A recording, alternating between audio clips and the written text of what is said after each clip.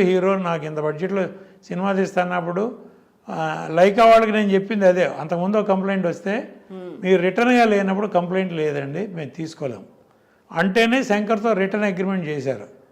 చేసిన తర్వాత కూడా అది ఆన్ రావాలి, అప్పుడు మా దగ్గరికి కంప్లైంట్ వచ్చింది. మీరి పనిచేసే వాళ్ళని ఆ తర్వాత ఇక కంప్లైంట్గా లేదు. ఎందుకంటే 250 కోట్లు ఇన్వాల్వ్ అయినాక ప్రొడ్యూసర్ ఎక్కడ పోతాడు? ఆ Shankar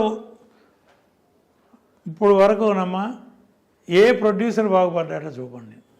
all India number 1 director కదా, ఎంతమంది ప్రొడ్యూసర్లకు పనిచేశాడు, వాళ్ళల్లో వాళ్ళు ఎవరు బాగున్నారు, ఎవరు బతికి బట్టగట్టారు, ఇంక్లూడింగ్ ఏవిఎం. శంకర్తో సినిమా తీసి నష్టపోయి వాళ్ళు ప్రొడక్షనే వద్దు బాబు అని ఆగిపోయారు. వాళ్ళ చేతిలో స్టూడియో ఉంది, రికార్డింగ్ థియేటర్లు ఉన్నాయి, XYZ అన్నీ ఉన్నాయి.